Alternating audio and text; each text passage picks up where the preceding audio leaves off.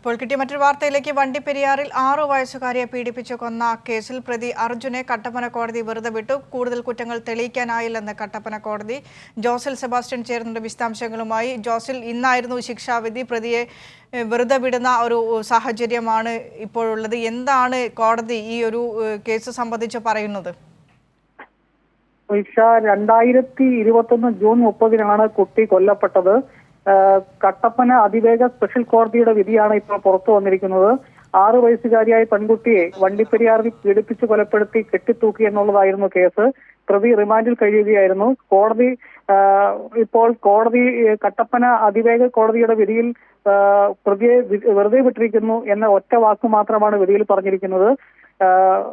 കോടതി കൃത്രിമ സാക്ഷികളെയാണ് ഹാജരാക്കിയതെന്നാണ് പ്രതിഭാഗം വാദം നടത്തിയത്. കേസിൽ പുനരന്വേഷണം വേണമെന്നും പ്രതിഭാഗം വാദം നടത്തിയിരുന്നു. ഇപ്പോൾ കട്ടപ്പന കോടതിയിൽ നിന്നാണ് ഇത്തരത്തിൽ ഒരു വിധി വന്നിരിക്കുന്നത്.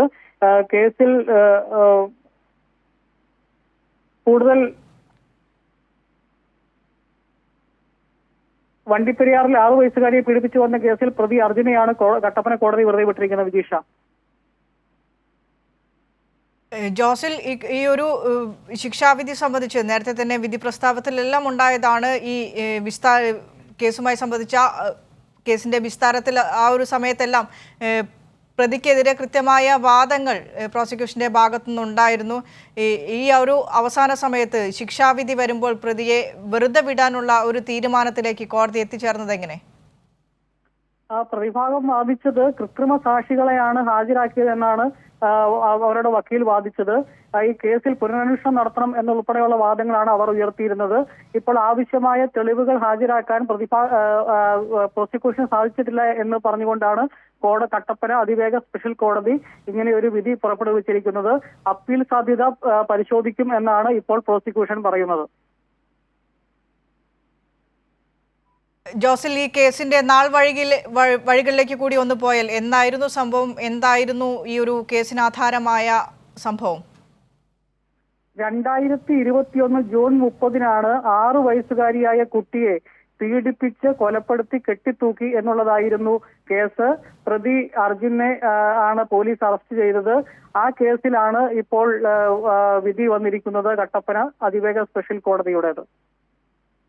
ശരി, ജോസിൽ സെബാസ്റ്റ്യനാണ് വിശദാംശങ്ങൾ നൽകി വരുന്നത്. വണ്ടിപ്പെരിയാറിൽ 6 വയസ്സുകാരിയെ പീഡിപ്പിച്ചു കൊന്ന കേസിൽ പ്രതി അർജുനെ കട്ടപ്പന കോടതി വെറുതെ വിട്ടു. കൂടുതൽ കുറ്റങ്ങൾ അർജുൻ്റെതായി തെളിയിക്കാൻ കഴിയുന്നില്ലെന്നാണ് കട്ടപ്പന കോടതി ഇത് വിധി പ്രസ്താവിച്ചുകൊണ്ട് വ്യക്തമാക്കിയത്. ജോസിൽ സെബാസ്റ്റ്യനാണ് വാർത്തയുടെ